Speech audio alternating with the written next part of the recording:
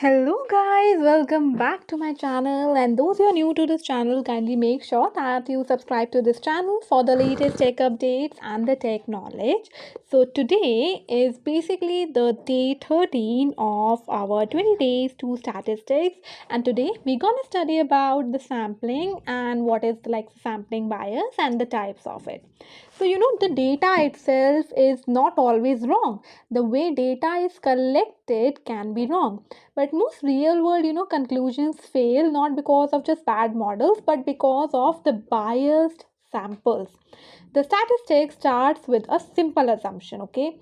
Then, like, the sample should represent the population, and this line you must have heard many times while studying the statistics.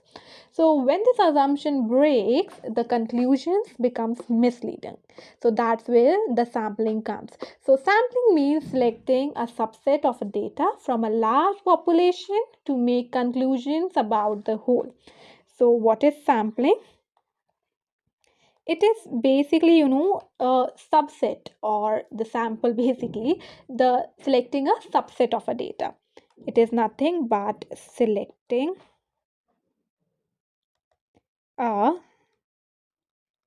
subset of data, of course from a large population.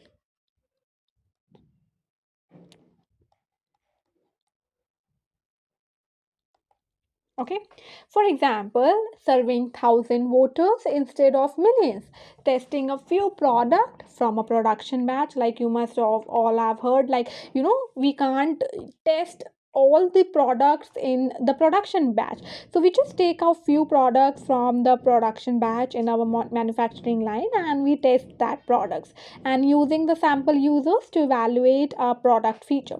So sampling is necessary because collecting full population data is really expensive or impossible. Of course, it's impossible. You cannot, survey millions of voters. Okay, you cannot survey only a few thousands of voters. Okay, so the decisions need to be made quickly, and like if you are collecting like the data of like millions of voters, you cannot make a decision too quickly as compared when you are collecting to the the opinions of only the 1,000 voters. So decisions need to be made quickly. That's why we use the sampling.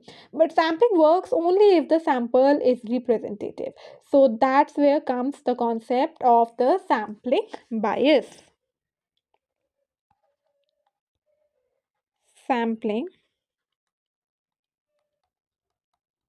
bias. So sampling bias occurs when certain number of population are more likely to be included than others. Okay, so let me write that for you. So sampling bias, it occurs when certain number of population are most likely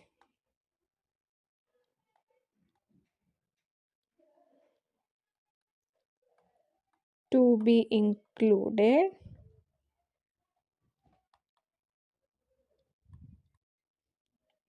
than others. As a result, some groups are overrepresented, some groups are underrepresented, and the data set stops reflecting the reality. The model or the analysis then learns a distorted version of the truth. So there are basically, approx four types of sampling. So we're going to discuss about that. So let me just mention the four types of sampling for you. So the first one is the selection bias. These are the the types of the sampling bias. Okay, the second one is the survivorship bias. The third one is the non-response bias.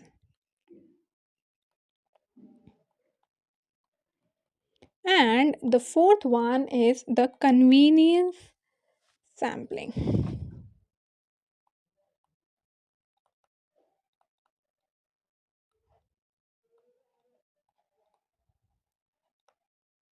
Now let's talk about the first, that is the selection bias. So selection bias is like sample is chosen from a specific group only. Okay, sample is chosen from a specific group only.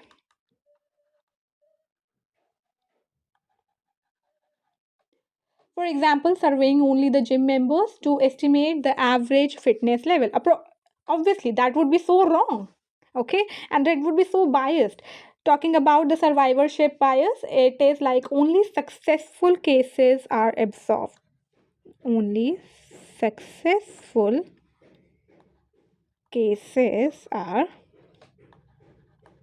observed. An example of this would be studying only the successful startups and ignoring the failed ones and then saying that every startup is successful. Of course, that is very biased decision. Okay, the third one is the non-response bias. In this, the certain people chose not to respond. Certain people chose not to respond. And the example of this would be that only highly satisfied or highly dissatisfied customers replied to the survey. Okay. Then the fourth comes is the convenience sampling. The data is collected because it is easy to access. Data is collected because it is easy to access.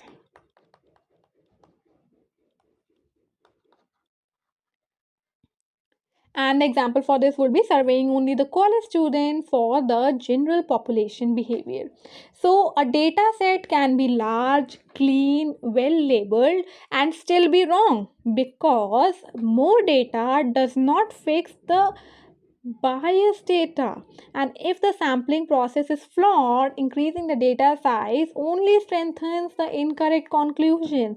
So the sampling bias can cause like the incorrect business decisions, biased ML models, poor generalizations, and the unfair predictions. So many real world AI failures come more biased data sets rather than the bad algorithms. So models usually don't learn reality, they learn the data we give them, and if the data is biased, the conclusions will be too.